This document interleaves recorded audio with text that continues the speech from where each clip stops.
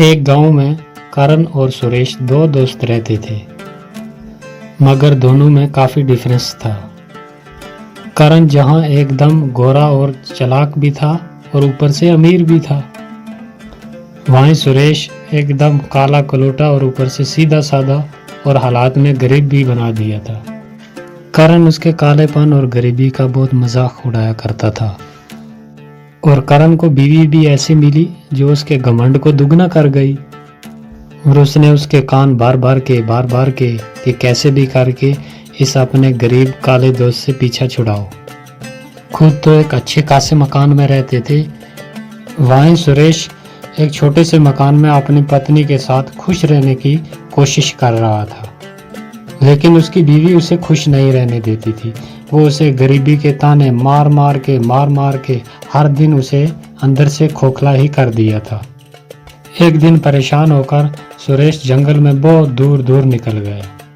रात भर जंगल में बिताने के बाद जब सवेरे उठा तो उसे पास में एक कुआं नजर आया। असल में ये जादुई कुआं था।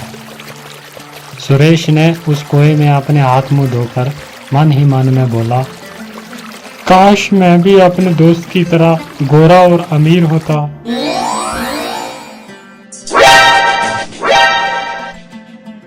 लगता है इन गांव वालों को पता चल गया कि मैं रात भर घर पर नहीं था, तभी ये ऐसे मुझे घूर घूर कर देख रहे। अरे आपके चेहरे को क्या हुआ? क्या हुआ? कुछ भी नहीं। तुम्हारे ताने सुन सुनकर मेरे कान पक गए, इसीलिए मैं जंगल में चला गया था, तो रात भर सोया नहीं, इसीलिए थोड़ा ऐसा दिखता हूँ। और क्या हुआ? अरे नहीं, थोड़ा नहीं, बहुत कुछ हुआ है। तुम तो अपने दोस्त से भी ज्यादा गोरे हो गए हो। क्या? ये कैसे हो गया? अरे ये तो चमकदार ही हो गया। मैं इतना गोरा कैसे हो गया अचानक एक रात में? फिर वो दिन भर सोचता रहा कि ऐसा चमकदार कैसे हो गया अचानक।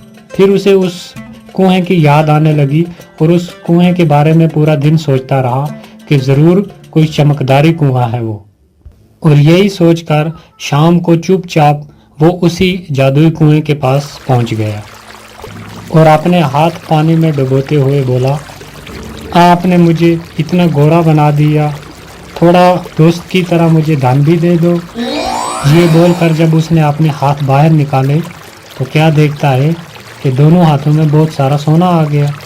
फिर वो ये बात जाकर अपनी पत्नी को जब बोलता है तो वो यकीन ही नहीं करती, लेकिन उसके हाथों में इतना सोना देखकर उसे भी यकीन करने पर मजबूर होना पड़ा। फिर भी वो सुरेश से कहती है, सुरेश, जो मेरी शादी पे कंगन दिए थे वो कंगन कहीं खो गए हैं, तो तुम उस जादुई नदी में जाकर कहो ना, हो सकता है वो कंगन मिल जाएं।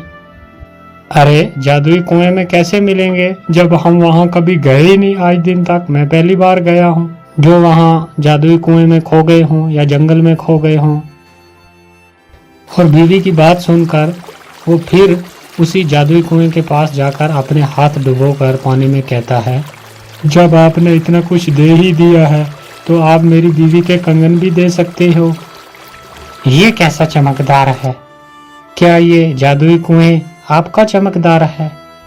हाँ बिल्कुल, मैं एक जादुई कुआं हूँ और तुम्हें जो चाहिए, जब चाहिए, जितना चाहिए, अपने लिए और अपने दोस्तों के लिए जो भी मांगोगे तुम्हें फौरन मिल जाएगा। आप सच कह रही हैं? जादुई कुएं क्या? हाँ, लेकिन एक बात याद रखना, तुम अपने लिए या अपने दोस्त के लिए जो भी मांगोगे उसका तुम्हें दुगना दे दिया जाएगा। इस बात को अच्छे से याद रखना।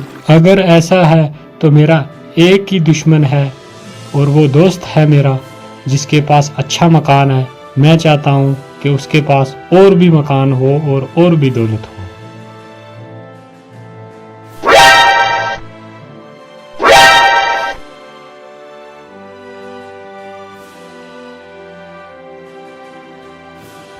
इतनी बड़ी उपलब्धि, इतना गोरा रंग और ये बड़ा मकान इसके पास आया कहाँ से? यहाँ दिल का अच्छा और बोला सुरेश उस जादुई कुएं के सहारे मजबूर और बेबस लोगों की मदद करने में लग जाता है। वो उस जादुई कुएं के बारे में किसी को कुछ भी नहीं बताता, और वो किसी की भी कोई चीज खो गई हो या किसी को किसी चीज की जरूरत हो तो वो चुपचाप उस जादुई कुएं में जाकर अपने हाथ डुबोकर उन लोगों को वो चीज़ मुहैया करवा देता था। यहाँ तक कि वहाँ का जो राजा था उसका बेटा एक बार खो गया। उसे कभी भी ना पूछने वाला वो राजा भी दौड़ा दौड़ा उसके पास आया और सुरेश ने उसे दूसरे दिन आने को कहा।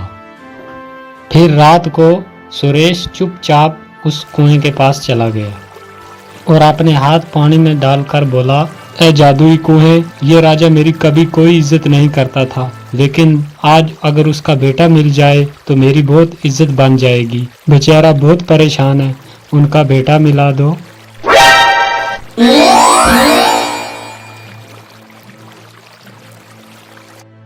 राजा का बेटा मिलने के बाद तो फखर से सुरेश की छाती चौड़ी हो जाती है और उसके चर्चे पूरे गांव में फैल जाते हैं। अब हर कोई उसे मदद मांगने के लिए पहुंच जाता है और सुरेश की चौड़ी छाती देखकर करण और उसकी बीवी बुरी तरीके से जल भुन जाते हैं। फिर एक दिन एक गांव के किसान की एक बकरी खो गई और वो बकरी किसान के बेटे को बहुत ज्यादा प्यारी थी, जिसके दुख में वो बहुत बीमार पड़ जाता है। फिर दूसरे दिन वो किसान आता है सुरेश के पास और बोलता है कि मेरी बकरी खो गई है, जिसकी वजह से मेरा बेटा बीमार पड़ गया है, आप मेरी मदद कर दीजिए, मेरी वो बकरी ढूंढ कर ला दीजिए, जिसकी वजह से मेरा बेटा बच जाएगा। और सुरेश उसकी ये बात सुनकर उसे हौसला देता है कि आप फिक्र मत करें, कल सुबह आपकी बकरी आपके पास पहुंच जाएगी।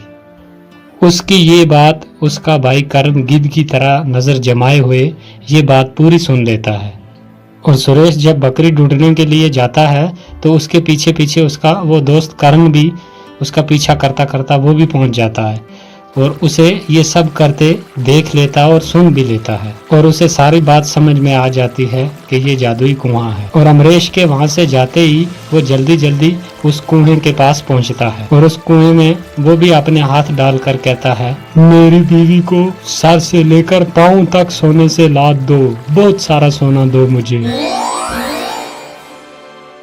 धन्यवाद जादुई कुएं, अब मैं भी आपसे हर चीज मांग कर ले जाऊंगा। हाँ, मगर याद रहे, तुम अपने दुश्मन के लिए जो भी मांगोगे उसका तुम्हें दुगना मिलेगा। मैं भला अपने दोस्त या किसी दुश्मन के लिए क्यों मांगूंगा, मैं तो सारी जिंदगी अपने ही लिए मांगूंगा। हाँ। और घर पहुंचने पर जब उसकी बीवी उसके हाथ में इतने गहने देखती है वो तो खुशी से पागल ही हो जाती है।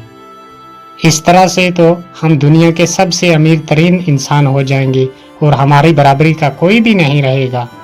अरे क्यों नहीं, वो सुरेश है ना, वो तो हमारी बराबरी का है ना, उसे उस जादुई कुएं का पता है। तो कुछ ऐसा करो ना ताकि वो वहां तक जा ही ना सके। क्या करूं, तुम ही बताओ, आज तक तो आप ही की मान कर चलता रहा हूं, आज भी कोई सलाह दे दो। तुम ऐसा करो, उसे अपाहिज कर दो ताकि वो वहां तक जा ही ना पाए, फिर सारे कुएं के मालिक हम खुद ही हो जाएंगे। हाँ ठीक है, ऐसा ही करूंगा मैं।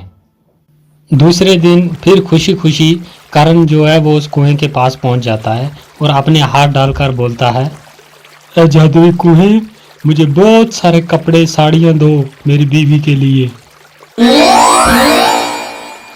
ए जादुई कुएं, मैं चाहता हूं कि मैं ही आपके पास आऊं, इसलिए मेरे दोस्त सुरेश को अधमरा कर दो ताकि वो यहाँ तक पहुंच ही न सके।